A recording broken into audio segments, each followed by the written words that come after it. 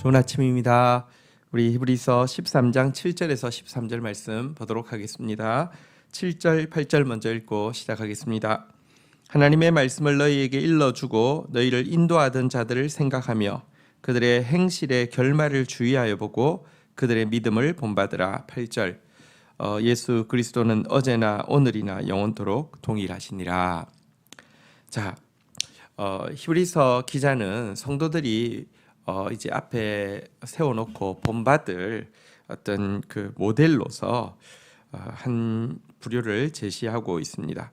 하나님의 말씀을 우리에게 가르칠 뿐만 아니라 또 특별히 이제 그 삶의 결말로 이제 본을 보였던 목자들을 유념해서 보고 그들을 본받기 위해서 애쓰라 이렇게 이야기하고 있습니다. 목자의 중요한 책무는 말씀을 가르치는 것이고 영혼을 돌보는 것입니다. 그러나 어쩌면 더 중요한 책무는 본을 보이는 것입니다.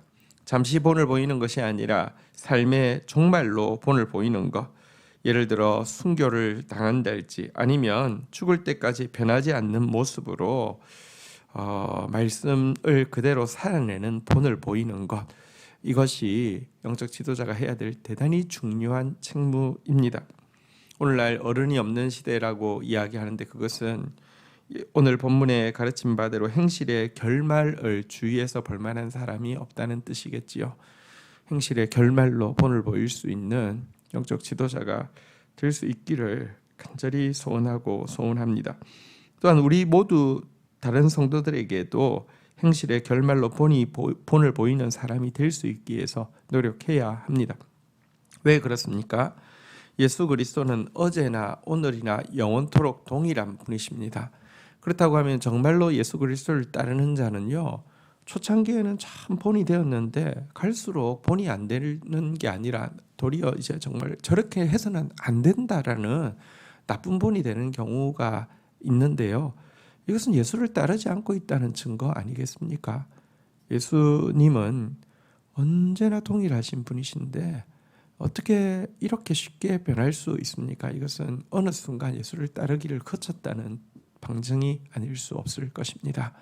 변함없는 예수를 우리도 따라감으로 말미암아 우리의 행실의 결말이 다른 사람들에게 본이 될 수 있기를 축복합니다. 9절입니다. 여러 가지 다른 교훈에 끌리지 말라. 마음은 은혜로서 굳게 하며 아름답고 음식으로서 할 것이 아니니 음식은으로 말미암아 행하는 자는 유익을 얻지 못하느니라.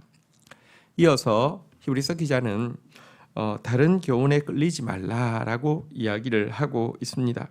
여기서 다른 교훈이란 구약의 정결한 식물, 부정한 식물을 나누고 그 정결한 식물을 섭취하거나 정결한 식물을 먹으라고 하는 그 율법을 철저히 지킴으로 말미암아 구원받는다는 가르침을 지적하는 것입니다.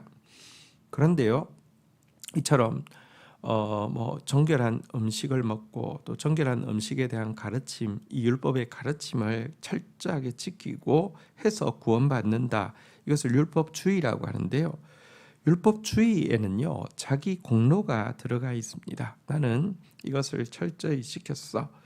이 자기 공로, 자기 교만.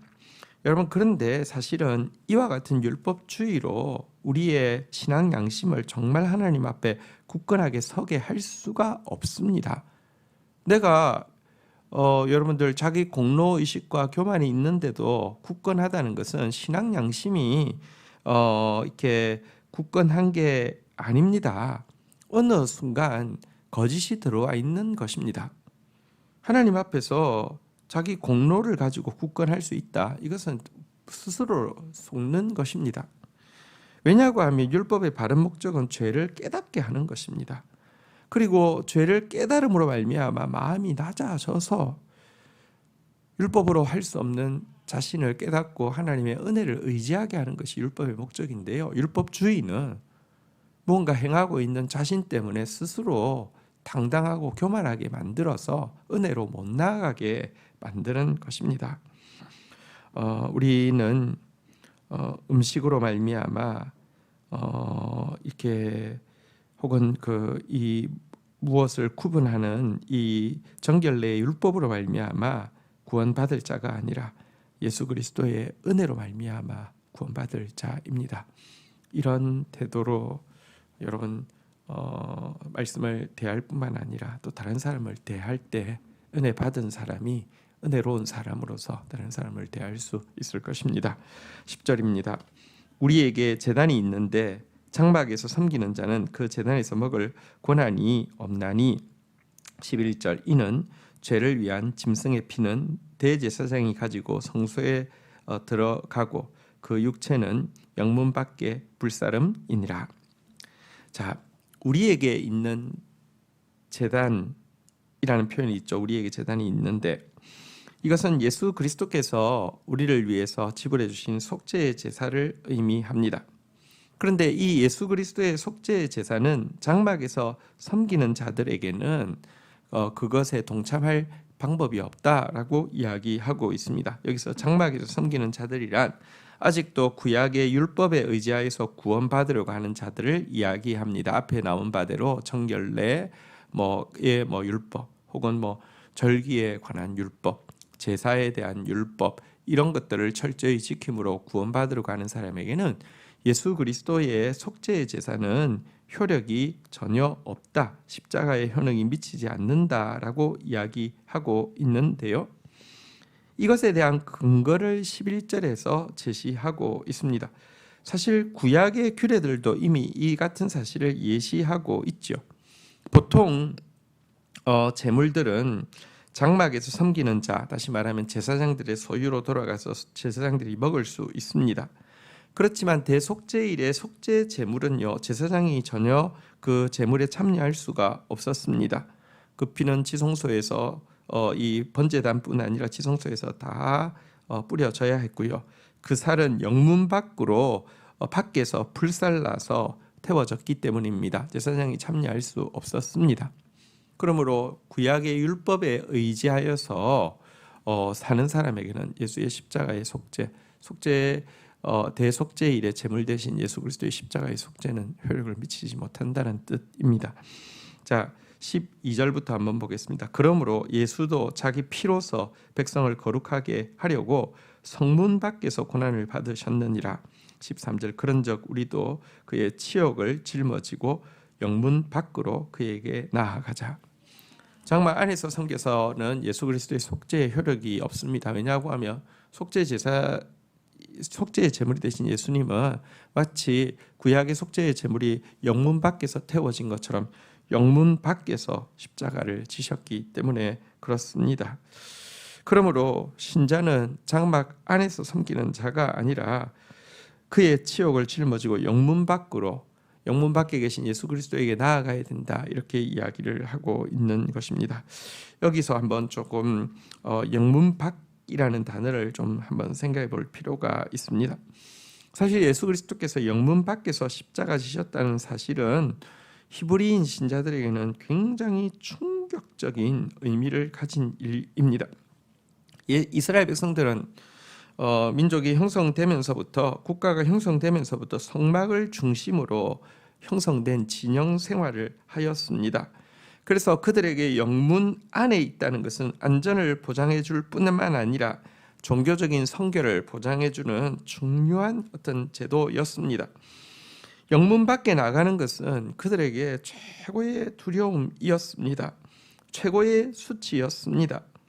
그런데 이와 같이 영문 안을 중심으로 하는 유대인들의 신앙생활은요, 시간이 지날수록 폐쇄적이 될 수밖에 없고 배타적인 구원관을 형성하게 되었던 것입니다. 그런데 오늘날도 많은 신자들이요, 영문 안을 중심으로 한 신앙생활을 하고 있습니다. 교회가 오늘날 하는 기능은 개인의 안녕과 배타적인 선민 사상으로 똘똘 뭉쳐진 기득권의 공동체의 역할을 하고 있는 것이 바로 영문 안을 중심으로 한 신앙생활과 다름이 아닌 것입니다.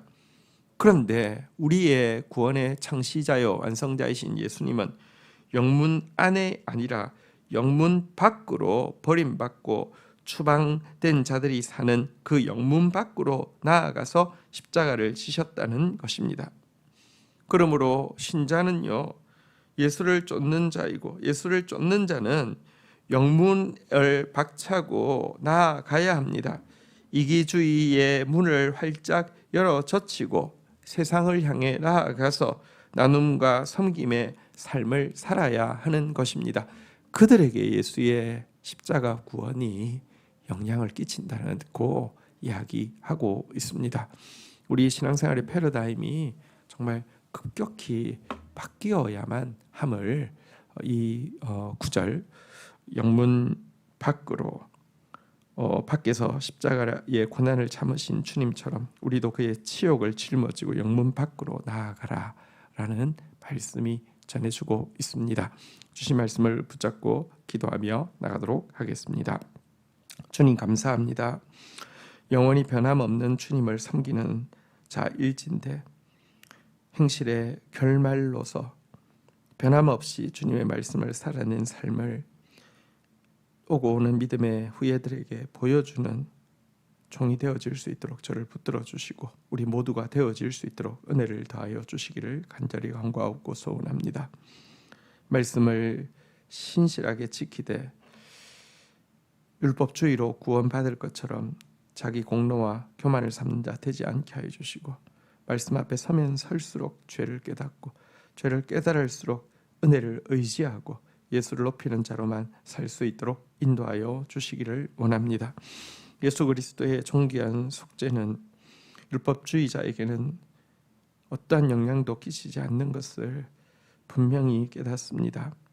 주님, 우리가 폐쇄적이고 배타적인 그런 신자로서 개인의 안녕과 또 이기심에 집중한 그런 신앙생활 하는 틀을 버리게 하여 주시고 영문 밖에서 고난받으신 예수님 따라서 치욕을 짊어지고 영문 밖으로 나아가는 삶, 하나님 권력 대신에 섬김을, 물질 대신에 나눔을, 쾌락 대신에 거룩한 기쁨을 쫓는 자로서 살아갈 수 있도록 은혜를 더하여 주옵소서. 예수 그리스도의 이름으로 기도 올립니다. 아멘.